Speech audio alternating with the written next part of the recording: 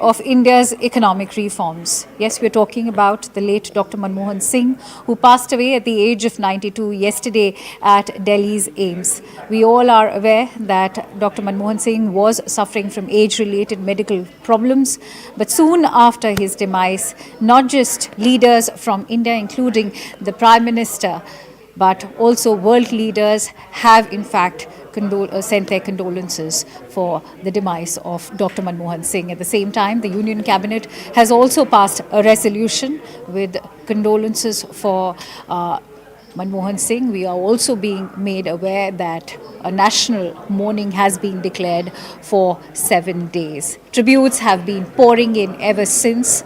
Many would think of him as an accidental prime minister, but at the same time, many say that everything that India achieved during the tenure of Dr. Manmohan Singh is testimony itself that he was not an accidental prime minister. In fact, we bring you some reactions and tributes that are coming in from leaders across party lines. Your thoughts on Dr. Manmohan Singh? Well, Dr. Manmohan Singh, our Prime Minister for a decade, was a multifaceted genius, if I may say. Not a practicing politician who came through the electoral processes of any particular party. He reached the position of Prime Minister of India not once but twice, and he brought to bear on his august office, such a vast area of experience, such a vast fund of knowledge in regard to practically every aspect of the governance of India. As we recollect, he started his career in the Ministry of Commerce. He was an advisor in the ministry. Later he became Governor of the Reserve Bank of India. He became Vice Chairman of the Planning Commission. He became the Finance Minister, and subsequently he rose to the position of Prime Minister in the year 2004. So behind him was a wide experience of practically every aspect of the governance of India. He was keenly aware of the diversity of this country, of more than 1 billion people speaking different languages, practicing different religions, belonging to different castes. It's a great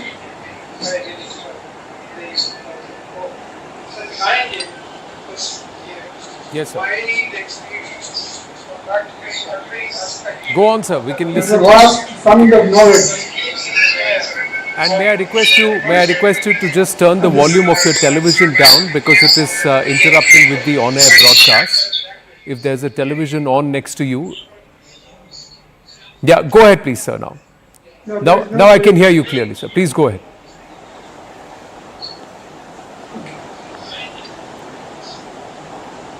So we are also aware that he was not an elected Prime Minister.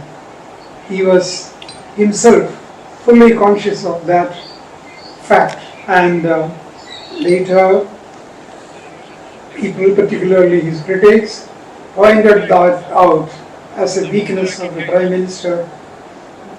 Throughout his tenure of 10 years, at some time or the other, people used to raise that issue against him. And in spite of these taunts from different sections of society, particularly those who are not friendly with the dispensation at that given point of time, he did not bother too much about those voices of criticism or dissent. Once he made up his mind, based on the evidence that he could collect, based on the advice that he could get, once he decides and make up his mind on a course of action to be followed, with great determination, he pursued that.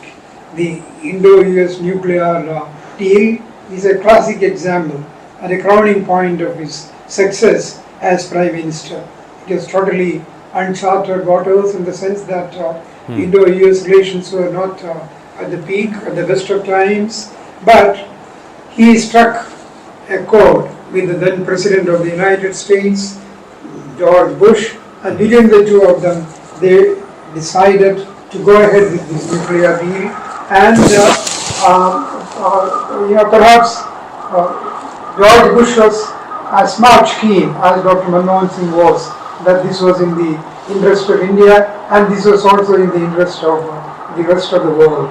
It was that conviction which led to Dr. Manmohan Singh staking even the future of his government on that deal. He was convinced that the nuclear deal would open up a huge area of developmental activities. It will prop up, particularly a country which was short of energy, and sources of energy were, other than the fossil fuel sources, there were no other source of energy was developed in those days. We talk about future sources of energy at that time, but they were all talk. So he was convinced that to meet the huge increasing demand for power in this country, nuclear energy was absolutely essential. And that, to my mind, was motivated him to go ahead at all risks with the Indo-US nuclear deal. Doctor Manmohan Singh साहब को मैं तब से जानती हूं कि जब 2002 में पीडीपी और कांग्रेस की आपस में बातचीत चल रही थी और कोई मसला आगे चल नहीं रहा था, कुछ आपस में बात बन नहीं रही थी, तो सोनिया जी ने डॉक्टर मनमोहन सिंह को यहाँ भेजा और पहली बार मैंने देखा उस शख्स को। मैंने शायद जिंदगी में इतना ज्यादा हम्बल, इतना ज्यादा नरम दिल, नरम गो इंसान कभी जिंदगी में नहीं देखा है। तो मुझे लगता है कि उस वक्त उस अलायंस को जोड़ने में, बनाने में डॉक्टर मनमोहन सिंह का बहुत बड़ा हाथ रहा उनमें, और हम ये कहना चाहती हूँ कि हम डॉक्टर मनमोहन सिंह को हमेशा उनकी अच्छाई, उनके कामों के लिए और उनकी खासकर उनकी नरम लहजे के लिए याद करेंगे। मनमोहन सिंह जी अपने देश के बहुत ही बड़े प्यारे नेता थे। 10 साल तक उन्होंने प्रधानमंत्री पद पर बहुत अच्छा काम किया था। देश को आर्थिक प्रगति की दिशा से बढ़ाने के लिए उनका बहुत बड़ा योगदान। India and the world today is mourning the loss of Dr. Manmohan Singh, India's former Prime Minister. Joining me is Meera Kumar, former Lok Sabha Speaker, also a cabinet colleague of Dr. Manmohan Singh. Thank you so much for speaking with us, Ms. Kumar, here on CNN News 18. You were a part of Dr. Manmohan Singh's cabinet. What was your experience like? Any anecdotes that you'd like to share working alongside him, working under his leadership? Thank you so much for inviting me for this show. First of all, I want to pay my very respectful homage to Dr. Manmohan Singh ji. I have known him for many, many years before he joined the cabinet, before he became the Prime Minister. We were neighbors, and I went to his house very often. He came to my house quite often, and this interaction was to my benefit because the kind of personality he was and the way he was thinking has enriched me, because I thought he was a very rare personality. He was completely free from any kind of prejudice.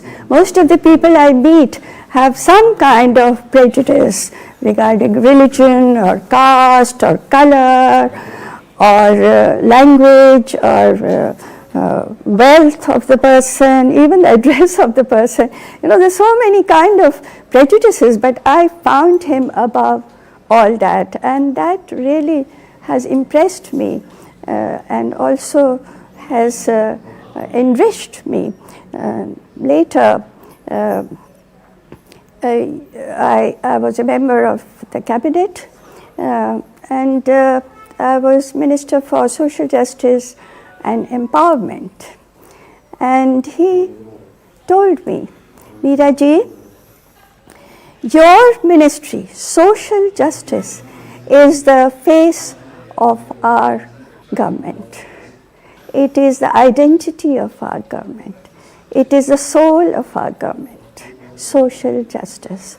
For those who are left behind, who are at the margin, the Dalits, the backwards, the deprived, the people with disability, the senior citizens, the orphan children, and such like. How much can we do for them? What extent of commitment we have for them is the real test, is the litmus test for this government. And I was so impressed by his sensitivity. Very few people have this kind of sensitivity. And you see, when I became the speaker, there is something which I learned from him, which I always tell people.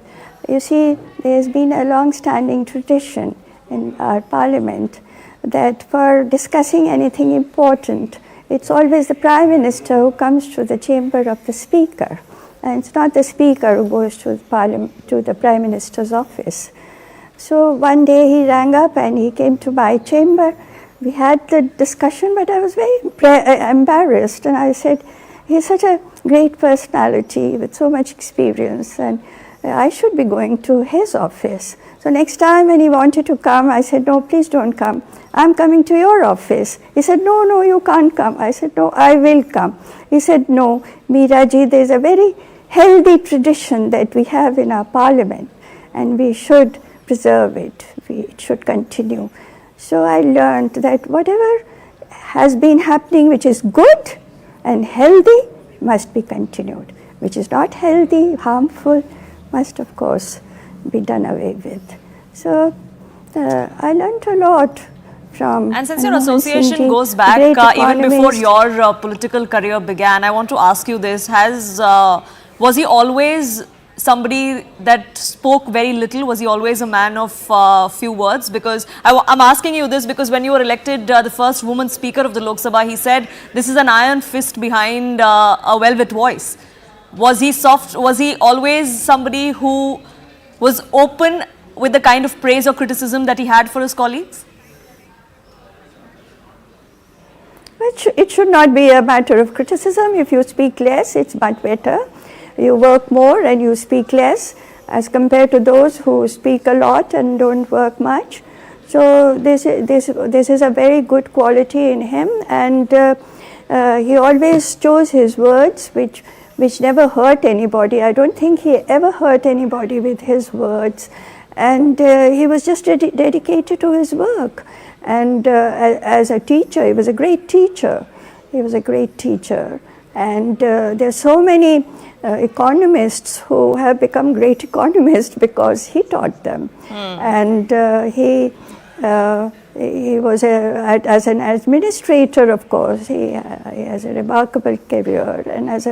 And then when our economy was at the brink and we had almost exhausted our foreign exchange, it was he who came to its rescue. I don't think anyone could have done what he did. And for the economic reforms that we are now seeing the benefit of it.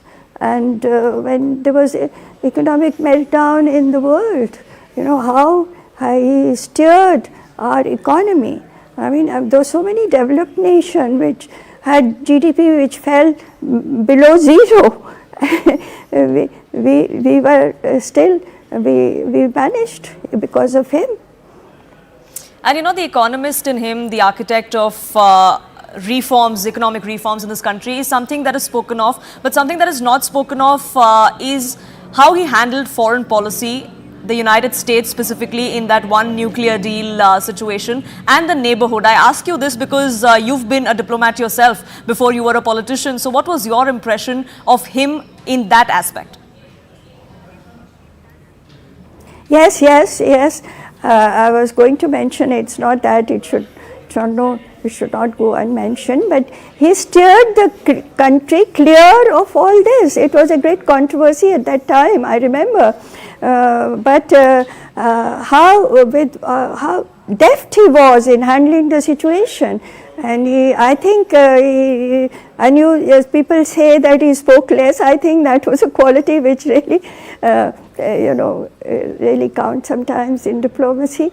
Well, he was not a trained diplomat, but in diplomacy that also is a virtue. Yes, yes. And so far as our neighborhood is concerned, again, situations in the life of the nation, there's so many, there are critical moments, and how it depends on the person who is at the helm of affairs, and that is the Prime Minister. It depends on the Prime Minister to really ensure how the country, nation is not affected or harmed by it, and it progresses. He brought about so many historic bills that were enacted, right to education, because he was an educationist, right to education, right to information, you see, to say that yes, we remove the curtain.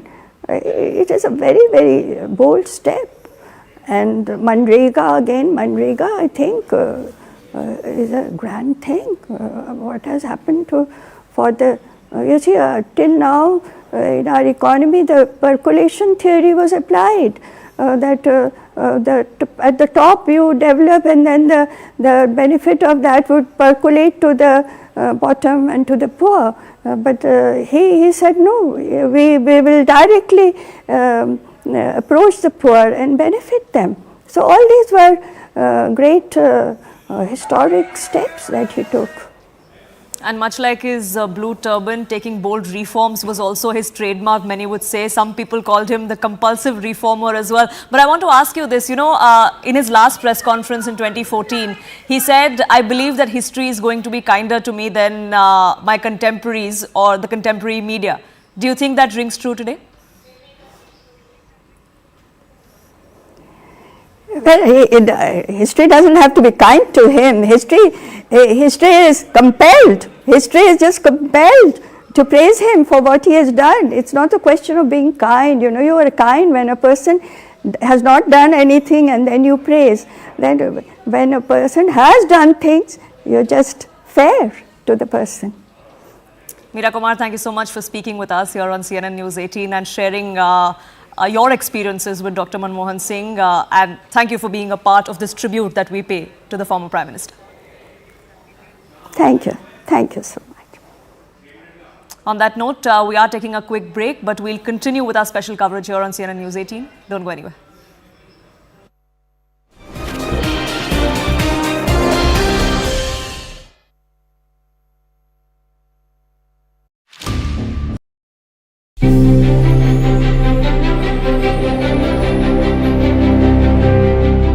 Dr. Manmohan Singh was the most unlikely Prime Minister. He was more an accidental one. When Sonia Gandhi refused to take the job in 2004, it was the mild-mannered, soft-spoken economist who was a choice. I will uphold the sovereignty and integrity of India. While it did cause much heartburn in the Congress, Sonia Gandhi was convinced that Dr. Singh was the right man for the job. Dr. Manmohan Singh had been the governor of the RBI, deputy chairman of the Planning Commission, secretary in the Finance Ministry. While his resume was impressive, many in the Congress felt he was not equipped to head a coalition government. Sonia Gandhi was aware of this, which is why she staunchly backed Dr. Singh during his tenure, even reprimanding her party colleagues when they contradicted him publicly. She did not even spare her own son, Rahul Gandhi, who embarrassed Dr. Singh in 2013 by tearing up an ordinance which would protect convicted lawmakers. Dr. Manmohan Singh was away in the United States at that time. After Rahul's stunt, the then opposition BJP called for Dr. Singh's resignation. Sonia instructed Rahul to meet the Prime Minister and apologize. The fact that Sonia Gandhi had chosen a politically naive person as Prime Minister made Dr. Singh vulnerable to the attacks of being a weak and rubber-stamped Prime Minister. There were reports of him being snubbed by seniors like Pranab Mukherjee at cabinet meetings.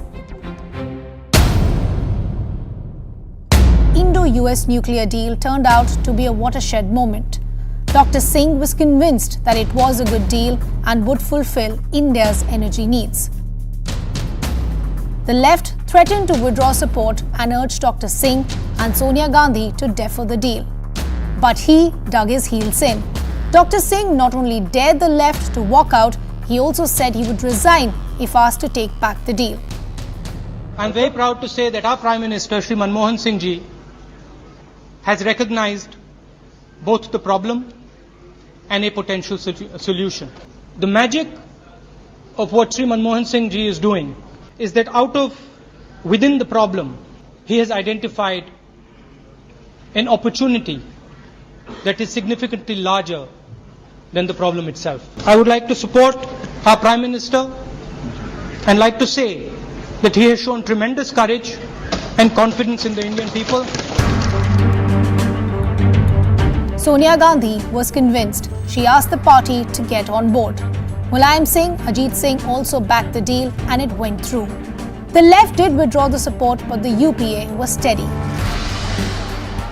Singh emerged as king, and this was reinforced when he came back to power with a thumping majority in 2009, riding high on farm loan waivers.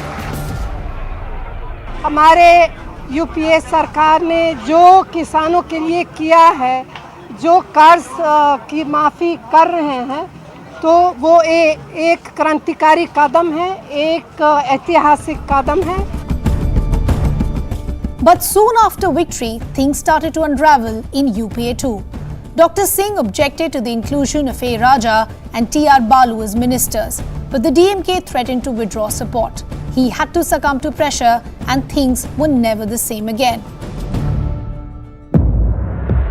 Corruption allegations propped up. The coal scam hit Dr. Singh and he was summoned for questioning by the Parliamentary Committee. He was also accused of going soft on the 2G scam. 15वीं Lok Sabha की सरकार.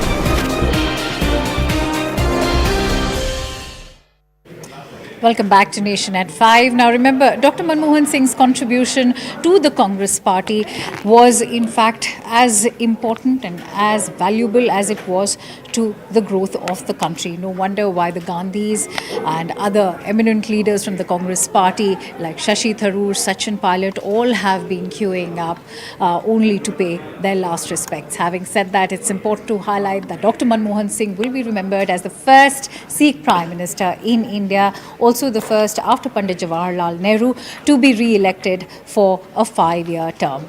At the same time, let's also bring you some more reactions. Poonam Burde from CNN News 18, in fact, spoke to Mr. P. Chidambaram. Let's listen in. Economic reforms is something that Dr. Manmohan Singh was credited with. What we see India's economy in shape today, he laid the foundation of that new India. Yes, he did. That is acknowledged all over the world. Even his opponents in India acknowledge that he laid the foundation for economic reform and liberalization. So many people tagged him the accidental Prime Minister. How would you respond to that? You know, somebody who was very close to him also called him that. One of his advisors, in fact. Who said that? Sanjay Baru had called him the accidental Prime Minister. There was a book on him about it as well. I have read the book. I don't agree that he was an accidental Prime Minister. He was deliberately chosen by Mrs. Sonia Gandhi in order to be Prime Minister in a situation where Mr. Narasimha Rao could not be again Prime Minister and Mrs. Gandhi was reluctant to be Prime Minister. He was not a stopgap Prime Minister. He was not a Prime Minister filling in for the real Prime Minister. He was named Prime Minister after deliberation by Mrs. Gandhi. And he proved to be a very successful Prime Minister in terms of what he achieved. How do you call it? Accident. An accident is, for example, the president of the US dies and the vice president constitutionally get elected as president, that is accident. This is not an accident at all. I disagree with Mr. Baru when he described Dr. Manmohan Singh as an accidental prime minister. Mr. Chidambaram, in his last press conference, Dr. Manmohan Singh had said that history will be kinder to me than the contemporary media or my contemporaries in politics. Do you think history is kinder to him today? Well, today is the day after his passing away, so everybody is kind. But the fangs may be exposed after a few days. Even today on social media, there are some disgraceful comments of a man who dies at 92 after a lifetime of service as a civil servant, economist, and finally Prime Minister. But there are many, many expressions of condolences where people have paid a genuine tribute to Dr. Manmohan Singh after fully understanding the impact of Dr. Manmohan Singh on the current situation. Few people leave such a lasting impact on the politics or the economics of the country. What Dr. Manmohan Singh has done to India's economy is to change it beyond recognition. For example, you try to talk to children born after 1991. They cannot imagine that we lived without color television or mobile telephone or laptops or iPads or such technological marvels. They are amazed, astounded if I tell them that we had only one telephone provider, and if you want to make a long distance call, you have to quote unquote book a call and wait for hours. If you wanted to fly, you had only one airline. That is something incomprehensible to the generation born after 1991. Therefore, the impact that Dr. Manmohan Singh's reforms, both as Finance Minister and as Prime Minister, will have an impact, has had an impact for the last 23 years and will have an impact for another 25 years. So one last thing I want to ask you before I let you go. You've worked alongside Dr. Manmohan Singh in his cabinet under his leadership. Any fond memories that you would like to share today, that the side of Manmohan Singh that perhaps the world or India didn't see? There are many reminiscences, but this is not an appropriate time to narrate personal reminiscences.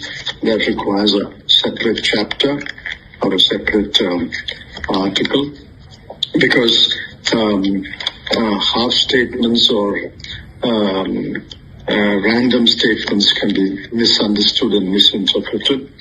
For example, I have reminiscences about his situation when the Indo-US nuclear deal was almost scuttled. I have reminiscences of other situations, both happy and sad, but that will be told at an appropriate time. All right, Mr. P. Chidambaram is just one of the tributes that has in fact poured in on CNN News 18. But remember, the Indian Prime Minister, Mr. Narendra Modi, has also paid a tribute. Not only did he visit the residence of the late Dr. Manmohan Singh, he also sent out a video message in which he has lauded the former Prime Minister's simplicity. Listen in to what he had to say. पूर्व प्रधानमंत्री doctor Manmohan Singh ji के निधन ने हम सभी के हृदय को गहरी पीड़ा पहुंचाई है। उनका जाना एक राष्ट्र के रूप में भी हमारे लिए बहुत बड़ी क्षति है। विभाजन के उस दौर में बहुत कुछ खोकर भारत आना और यहां जीवन के हर क्षेत्र में उपलब्धियां हासिल करना ये सामान्य बात नहीं है। अभावों और संघर्षों से ऊपर उठकर कैसे ऊंचाइयों को हासिल किया जा सकता है, उनका जीवन ये सीख भावी पीढ़ी को देता रहेगा। एक नेक इंसान के रूप में, एक विद्वान अर्थशास्त्री के रूप में और रिफॉर्म्स के प्रति समर्पित लीडर के रूप में उन्हें हमेशा याद किया जाएगा। एक अर्थशास्त्री के रूप में उन्होंने अलग अलग स्तर पर भारत सरकार में अनेक सेवाएं दी। एक चुनौतीपूर्ण समय में उन्होंने रिजर्व बैंक के गवर्नर की भूमिका निभाई। पूर्व प्रधानमंत्री भारत रत्न श्री पीवी नरसिम्हा राव जी की सरकार के वित्त मंत्री रहते हुए उन्होंने वित्तीय संकट से घिरे देश को एक नई अर्थव्यवस्था के मार्ग पर प्रशस्त किया। प्रधानमंत्री के रूप में देश के विकास में और प्रगति में उनके योगदान को हमेशा याद किया जाएगा। जनता के प्रति, देश के विकास के प्रति उनका जो कमिटमेंट था उसे हमेशा बहुत सम्मान से देखा जाएगा। डॉक्टर मनमोहन सिंह जी का जीवन उनकी ईमानदारी और सादगी का प्रतिबिंब था। वो विलक्षण सांसद थे। उनकी विनम्रता, सौम्यता और उनकी बौद्धिकता उनके संसदीय जीवन की पहचान बनी। मुझे याद है कि इस साल की शुरुआत में जब राज्यसभा में उनका कार्यकाल समाप्त हुआ, तब मैंने कहा था कि सांसद के रूप में डॉक्टर साहब की निष्ठा सभी के लिए प्रेरणा जैसी है। सत्र के समय अहम मौकों पर वो व्हीलचेयर पर बैठकर आते थे, अपना संसदीय दायित्व निभाते थे। दुनिया के प्रतिष्ठित संस्थानों की शिक्षा लेने और सरकार के अनेक शीर्ष पदों पर रहने के बाद भी वो अपनी सामान्य पृष्ठभूमि के मूल्यों को कभी भी नहीं भूले। दलगत राजनीति से ऊपर उठकर उन्होंने हमेशा हर दल के व्यक्ति से संपर्क रखा, सबके लिए सहज उपलब्ध रहे। जब मैं मुख्यमंत्री था तब डॉक्टर मनमोहन सिंह जी के साथ राष्ट्रीय और अंतर्राष्ट्रीय अनेक विषयों पर उनसे खुले मन से चर्चाएं होती थी। यहां दिल्ली आने के बाद भी मेरी उनसे समय समय पर बात होती थी, मुलाकात होती थी। मुझे उनसे हुई मुलाकातें, देश को लेकर हुई चर्चाएं हमेशा याद रहेगी। अभी जब उनका जन्मदिन था तब भी मैंने उनसे बात की थी। आज इस कठिन घड़ी में मैं उनके परिवार के प्रति अपनी संवेदनाएं व्यक्त करता हूं। मैं डॉक्टर मनमोहन सिंह जी को सभी देशवासियों की तरफ से श्रद्धांजलि अर्पित करता हूं। So, as Prime Minister Narendra Modi rightly said that Dr. Manmohan Singh will be remembered for his honesty, simplicity and of course his integrity, apart from the tremendous valuable contributions he made in resurrecting the Indian economy as well. We'll continue with all the tributes that continue to in fact pour in, but after a quick break, stay tuned to Nation at 5.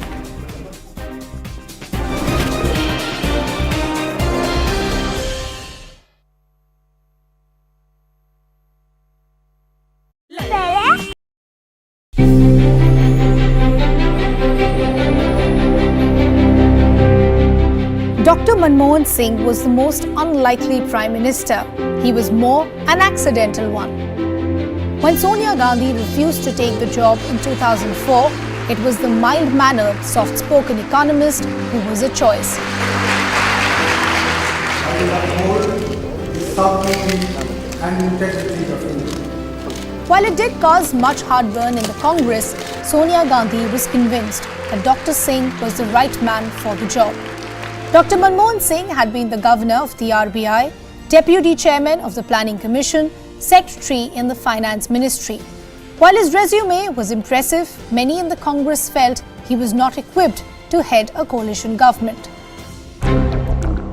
Sonia Gandhi was aware of this, which is why she staunchly backed Dr. Singh during his tenure, even reprimanding her party colleagues when they contradicted him publicly.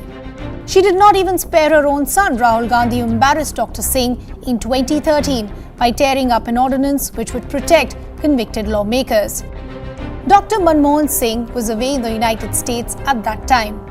After Rahul's stunt, the then opposition BJP called for Dr. Singh's resignation. Sonia instructed Rahul to meet the Prime Minister and apologize. The fact that Sonia Gandhi had chosen a politically naive person as Prime Minister made Dr. Singh vulnerable to the attacks of being a weak and rubber-stamped Prime Minister. There were reports of him being snubbed by seniors like Pranab Mukherjee at cabinet meetings. Indo-US nuclear deal turned out to be a watershed moment. Dr. Singh was convinced that it was a good deal and would fulfill India's energy needs. The left threatened to withdraw support and urged Dr. Singh and Sonia Gandhi to defer the deal. But he dug his heels in. Dr. Singh not only dared the left to walk out, he also said he would resign if asked to take back the deal. I'm very proud to say that our Prime Minister, Shri Manmohan Singh ji, has recognized both the problem and a potential solution. The magic of what Shri Manmohan Singh ji is doing is that within the problem, he has identified an opportunity that is significantly larger than the problem itself. I would like to support our Prime Minister and like to say that he has shown tremendous courage and confidence in the Indian people. Sonia Gandhi was convinced. She asked the party to get on board. Mulayam Singh, Ajit Singh also backed the deal and it went through. The left did withdraw the support, but the UPA was steady. Singh emerged as king, and this was reinforced when he came back to power with a thumping majority in 2009, riding high on farm loan waivers. हमारे UPA सरकार ने जो किसानों के लिए किया है, जो कर्ज की माफ़ी कर रहे हैं, तो वो एक क्रांतिकारी कदम है, एक ऐतिहासिक कदम है. But soon after victory, things started to unravel in UPA too. Dr. Singh objected to the inclusion of A. Raja and T.R. Balu as ministers, but the DMK threatened to withdraw support. He had to...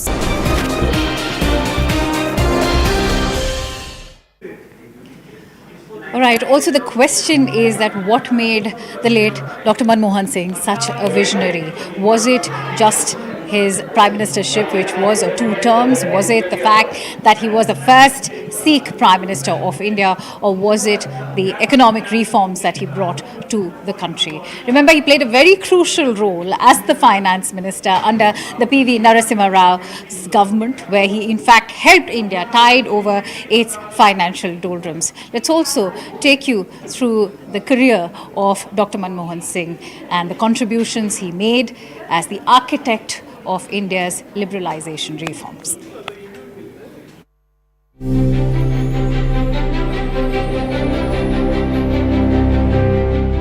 Dr. Manmohan Singh was the most unlikely Prime Minister. He was more an accidental one. When Sonia Gandhi refused to take the job in 2004, it was the mild-mannered, soft-spoken economist who was a choice. I will uphold the sovereignty and integrity of India. While it did cause much heartburn in the Congress, Sonia Gandhi was convinced that Dr. Singh was the right man for the job. Dr. Manmohan Singh had been the governor of the RBI, deputy chairman of the Planning Commission, secretary in the Finance Ministry. While his resume was impressive, many in the Congress felt he was not equipped to head a coalition government. Sonia Gandhi was aware of this, which is why she staunchly backed Dr. Singh during his tenure, even reprimanding her party colleagues when they contradicted him publicly. She did not even spare her own son, Rahul Gandhi, who embarrassed Dr. Singh in 2013 by tearing up an ordinance which would protect convicted lawmakers. Dr. Manmohan Singh was away in the United States at that time. After Rahul's stunt, the then opposition BJP called for Dr. Singh's resignation. Sonia instructed Rahul to meet the Prime Minister and apologize. The fact that Sonia Gandhi had chosen a politically naive person as Prime Minister made Dr. Singh vulnerable to the attacks of being a weak and rubber-stamped Prime Minister. There were reports of him being snubbed by seniors like Pranab Mukherjee at cabinet meetings. Indo-US nuclear deal turned out to be a watershed moment. Dr. Singh was convinced that it was a good deal and would fulfill India's energy needs. The left threatened to withdraw support and urged Dr. Singh and Sonia Gandhi to defer the deal. But he dug his heels in. Dr. Singh not only dared the left to walk out, he also said he would resign if asked to take back the deal.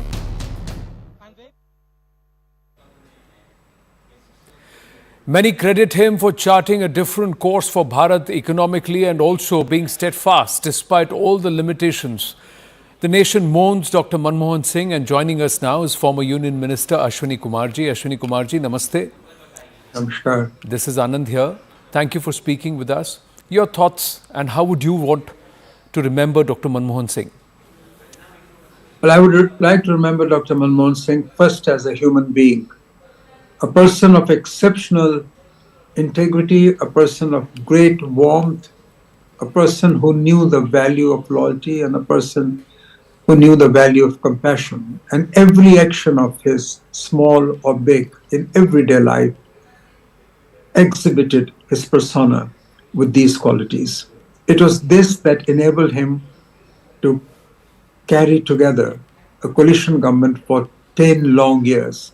I distinctly remember when he was first anointed the Prime Minister in 2004, people said his government will not last 10 days. As someone in the background of our show said, he was considered to be a naive political person.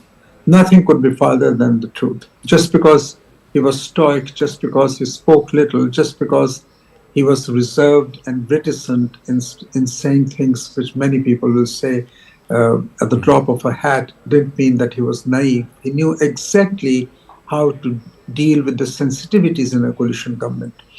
Even when he did not agree on several occasions with several of his ministers, particularly from the allies parties, he chose to be patient with them because he knew the compulsions of politics. And in the process, he won them over, and he won them over to his point of view, so that by and large, he could carry forward with the key decisions he wanted to make, and succeeded in doing so. The only time when the allies, particularly the left, did not play along was at the time of the Indo-US civil nuclear deal. And that is the time when the real Dr. Manmohan Singh came out. A man with a calm exterior but a steely resolve staked his high office in order to ensure what he considered, and conscientiously so, was in the best interest of the nation. He did, I remember in one of the conversations, he did say that the only way for India to get out of nuclear apartheid was to seize this moment and to seize the support which the American administrations of that time, particularly George Bush, was holding out. And he succeeded in the process in convincing the Congress leadership as well. There were certain reservations within the party as far as the deal was concerned, but he stuck his ground, and that is why you see 2009 election was his election. When did you first connect with him, Ashwini-ji? How long have you personally known him? I have known him for many years now, but contrary to what some people think, that I've known him from Chandigarh, that is absolutely wrong. I was a child when he was in Chandigarh. I came into contact with him when I was the chairman of the Vichar Vibhag, and the Congress president had entrusted to me responsibilities for reaching out to the intelligentsia. And I would often go and seek Dr. Singh's advice and also ask him to preside over some of our functions. But in between, I used to go and see him otherwise. And I, of course, had known him when he was Mr. Narasimha Rao's finance minister. That was the time when there was a view in the party that were we going too fast on the reform path, or did we not, or should we go slow? That was the time I used to deal with him. And I was convinced that he was on the right path. I was also made a member of the Economic Policy Introspection Group by Mrs. Sonia Gandhi, and on the economic issues I dealt with him. But my real close connection came with him started when I was brought to the Rajya Sabha by Mrs. Sonia Gandhi in 2002. At that time, Dr. Manmohan Singh was the leader of the opposition. I got an opportunity to work closely with him, and I consider myself doubly blessed both by Mrs. Gandhi and by Dr. Manmohan Singh. And then the relationship grew. And when he made that, when the special session of Rajya Sabha took up the 1984 killings, when he apologized to the nation, that was the time when he gave me the opportunity to be the lead speaker from Punjab. That was a very difficult subject to speak. But I think I was told later by the then Parliamentary Affairs Minister, Das Munshi, that the Prime Minister was very appreciative of my intervention. And soon thereafter, I was made a Minister of State for Industry by him and Mrs. Sonia Gandhi. And thereafter, the relationship continued to deepen. And this was a relationship of trust, of affection, of deep respect, certainly from my side. Would you concur when he was dubbed the accidental Prime Minister, not the first choice, but perhaps the only optimal choice or a compromised choice? Did he take the time to win over even detractors within the Congress party too? Because many would not have been very happy with the choice of Dr. Manmohan Singh as Prime Minister. Where were you at that time, and what was your thought process? Let me tell you something which I don't think I've ever said at any point of time before on any channel. But let me say this for the first time. When Congress President brought me to the Rajya Sabha in 2002, and she was the one who gave me that opportunity. In my politics, I was known to be supported by Mr. Arjun Singh, then one of the strong leaders of the Congress party. But in 2002, when Mrs. Gandhi brought me to Parliament, she told me explicitly to work with and under instructions of Dr. Manmohan Singh. And on one or two other occasions, when I was chairman of the Vichar Vibhag and some important things came up for consideration, he told me that I should consult with Dr. Manmohan Singh. I got an inkling at that time that he was probably the person she had in mind, although until it happened, one could never be sure. So therefore, I think, as far as the Congress President, Mrs. Gandhi, was concerned, I can now say with certainty that she, and knowing her as I do, that she had made this decision in her mind long before there was a possibility of Congress coming to power. In the event of Congress coming to power, I think she had already made this decision that Dr. Manmohan Singh would be his choice. Of course, there was a lot of heartburn. Of course, there were people who had spent all their life trying to be Prime Minister. But then, destiny is destiny. He was destined to be the Prime Minister for 10 long years. And detractors within the Congress party felt that he would not survive 10 days, but he survived 10 years. And that credit is entirely his. But Mrs. Gandhi backed him through and through at very difficult times. So I think they had a very, very good understanding. The Congress president was his political support. So he didn't have to go pleasing detractors. That was the job that she did for him. Very well said. But 2004 was a different scenario. 2009 was different. And especially 9 to 14, the latter half of his tenure became very tough. Times were tough for you too. So Yes. how did you deal with him? And did he change?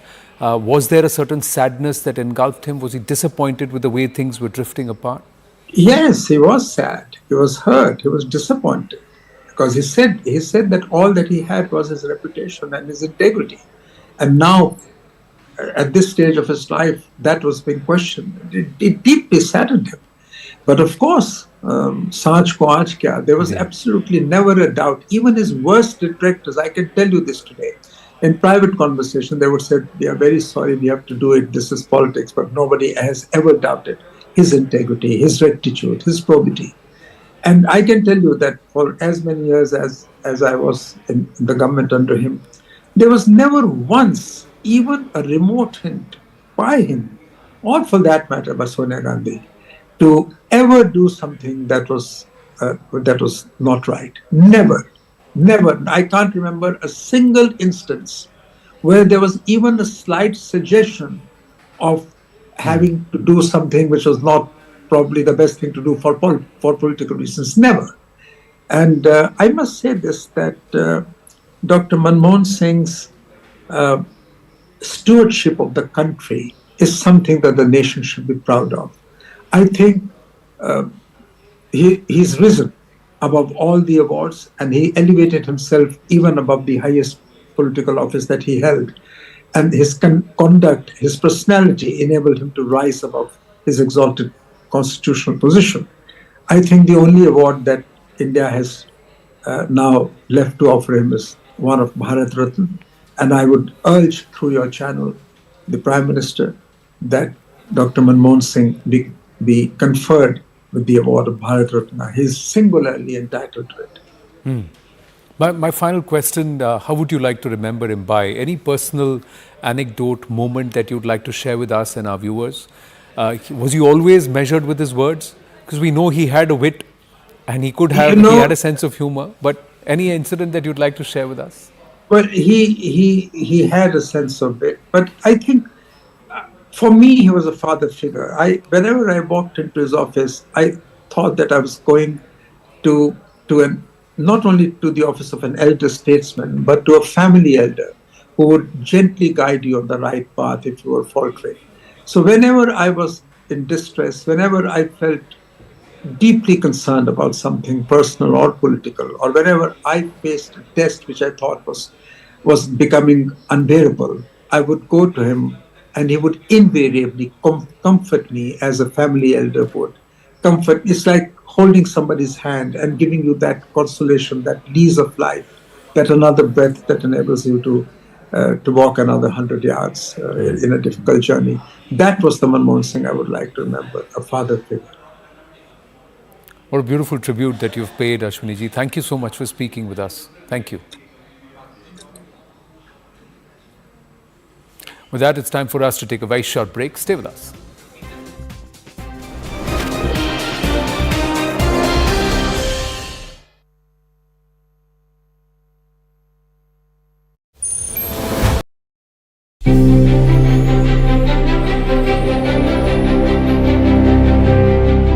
Dr. Manmohan Singh was the most unlikely Prime Minister.